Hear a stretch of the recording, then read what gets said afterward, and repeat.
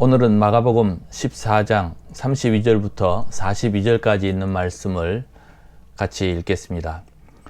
저희가 겟세마네 하는 곳에 이르매 예수께서 제자들에게 이르시되 나의 기도할 동안에 너희는 여기 앉아 있으라 하시고 베드로와 야고보와 요한을 데리고 가실새 심히 놀라시며 슬퍼하사 말씀하시되 내 마음이 심히 고민하여 죽게 되었으니 너희는 여기 머물러 깨어 있으라 하시고 조금 나아가사 땅에 엎드려 될 수 있는 대로 이때가 자기에게서 지나가기를 구하여 가라사대 아바 아버지여 아버지께서는 모든 것이 가능하오니 이 잔을 내게서 옮기시옵소서.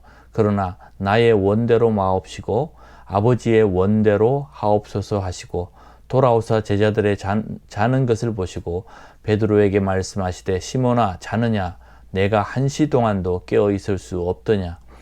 시험에 들지 않게 깨어 있어 기도하라. 마음에는 원이로되 육신이 약하도다 하시고 다시 나아가 동일한 말씀으로 기도하시고 다시 오사 보신즉 저희가 자니 이는 저희 눈이 심히 피곤함이라. 저희가 예수께 무엇으로 대답할 줄 알지 못하더라. 세 번째 오사 저희에게 이르시되 이제는 자고 쉬라. 그만이다. 때가 왔도다. 보라 인자가 죄인의 손에 팔리우리라. 일어나라 함께 가자. 보라 나를 파는 자가 가까이 왔느니라. 아멘. 오늘 말씀은 예수님께서 우리에게 겟세마네 동산에서 기도하는 모습을 통해서 기도는 이렇게 하는 것이다 라고 우리에게 보여주는 그 몇 가지를 말씀드리려고 합니다. 예수님께서는 최후의 만찬을 다 끝내고 난 뒤에 제자들과 함께 베드로, 야고보, 요한을 데리고 겟세마네 동산을 올라갔고 그들을 먼 발치에 두고는 예수님은 혼자서 기도하셨습니다. 그리고 예수님께서는 제자들에게 기도하는 동안에 너희는 거기 앉아 있으라. 그리고는 시험에 들지 않도록 너희도 기도하라는 말씀하셨습니다. 앉아 있으라는 이야기도 했고 시험에 들지 않도록 너희 자신들을 위해서도 기도하라는 그런 말씀을 해주셨죠. 그래서 예수님께서 겟세마네 동산에서의 기도하는 모습을 보면서 저는 예수님께서 우리에게 기도의 또 하나의 모델을 가르쳐주고 교훈을 주신다 저는 생각했습니다. 그 첫째가 무엇이냐 하면 기도는 내가 바라는 것을 요청하는 것이다. 예수님께서 내가 이 잔을 옮겨달라 그 부탁을 아버지 하나님 앞에 한 것을 우리가 알고 있습니다. 그리고 우리가 예수님의 모습을 보면서 예수님이 연약해서가 아니라 예수님께서 무엇을 바라고 있는지를 우리에게 말씀해 주셨고 아버지께 그것을 아뢰고 있는 것이죠. 그게 기도라고 한다면 기도는 내가 바라는 것을 아버지 하나님 앞에 요청하는 것입니다. 그래서 예수님께서도 할 수만 있거든 이 잔을 내게서 옮겨달라고 분명히 말씀하셨습니다. 그래서 기도에는 두 가지가 있습니다.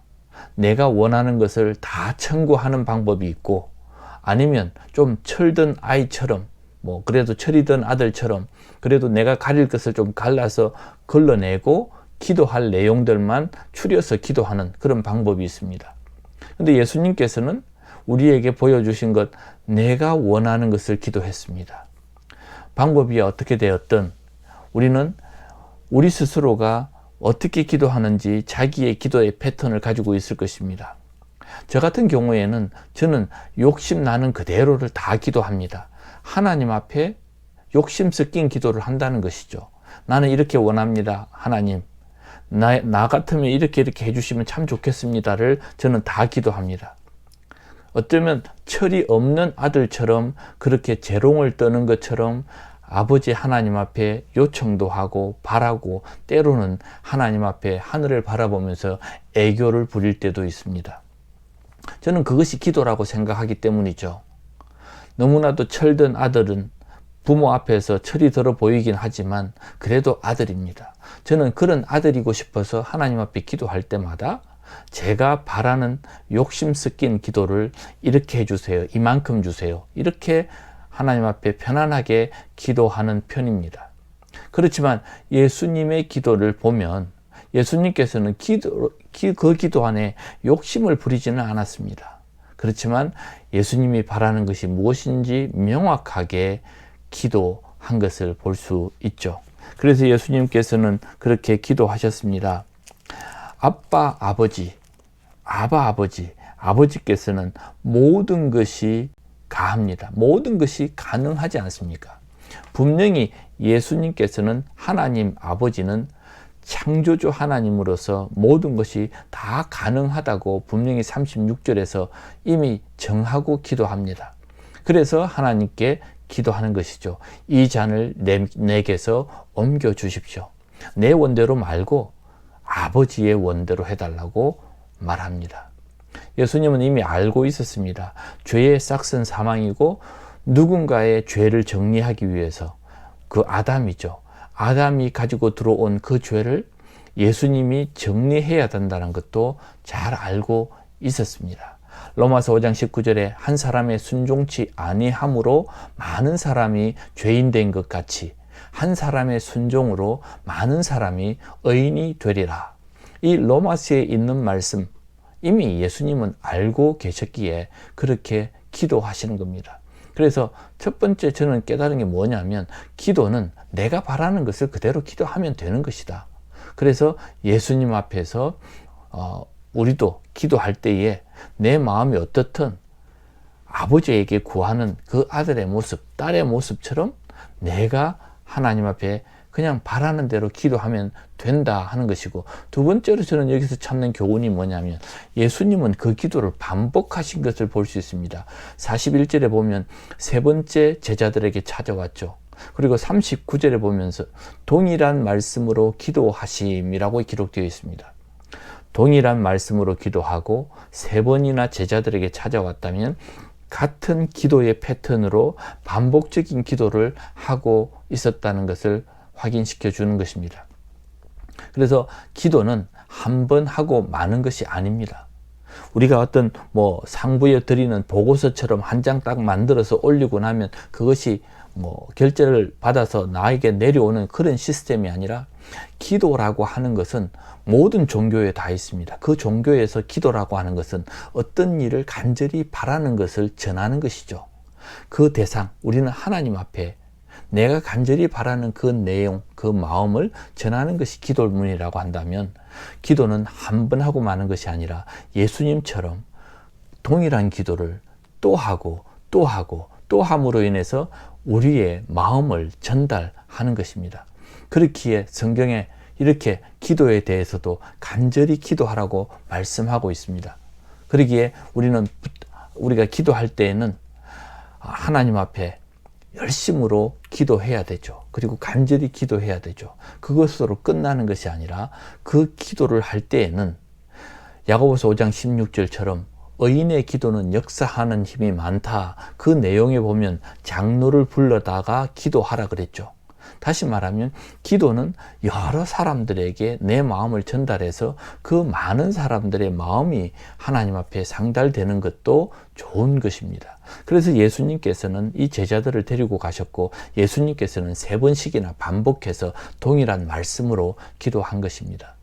그만큼 마음을 모으는 것이 중요하다는 것을 보여줍니다.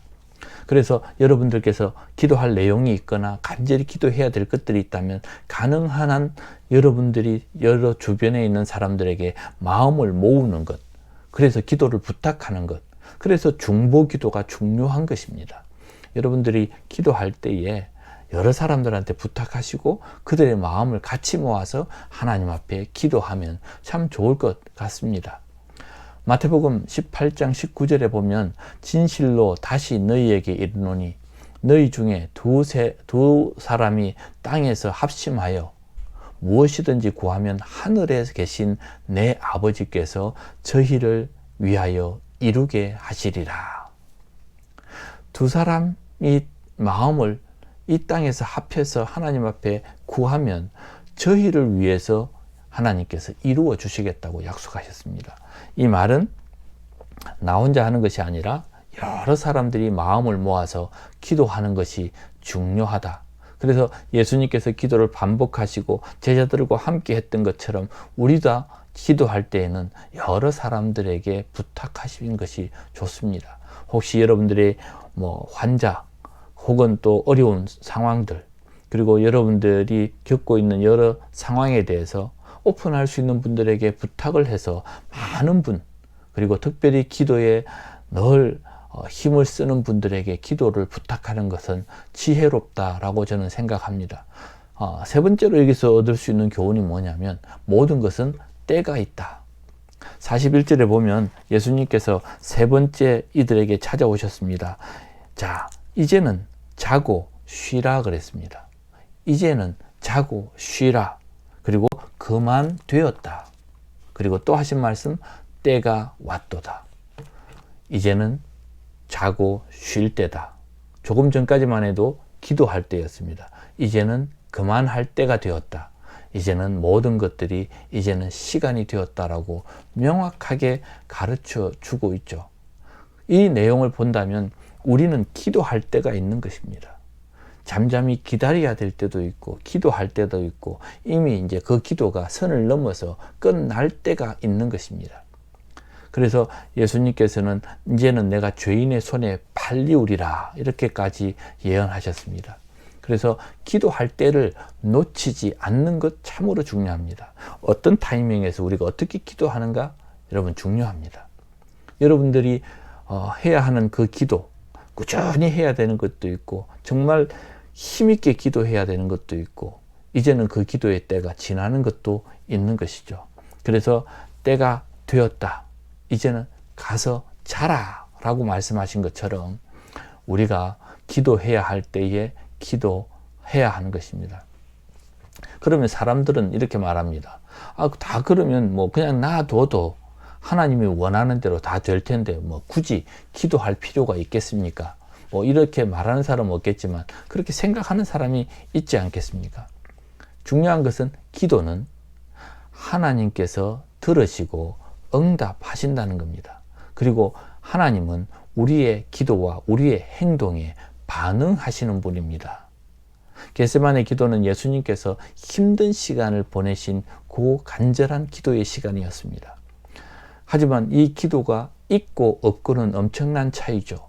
그 힘든 시간 동안에 아버지 하나님 앞에 마지막으로 구하면서 얻은 결론이 뭐냐면 이제는 아버지 하나님의 뜻을 분명히 안 것이고 그렇기 때문에 이제는 하나님과 그리고 예수님이 이제는 같은 방향으로 그 모든 것을 정리하는 시간이었습니다.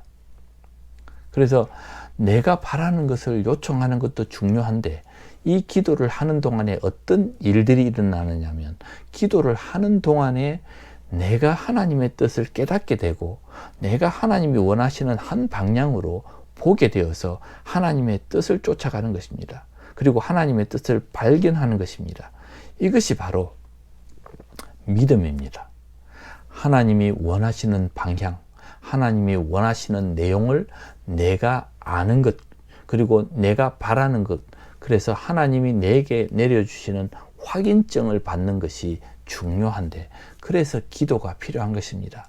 기도하지 않고 그냥 앉아서 그냥 때가 오기를 기다리는 것이 아니라 그 기도해야 되는 내용이 하나님의 뜻이 무엇인지를 구하고 기도하는 것, 그리고 내가 바라는 것 하나가 되는 이것이 바로 기도입니다.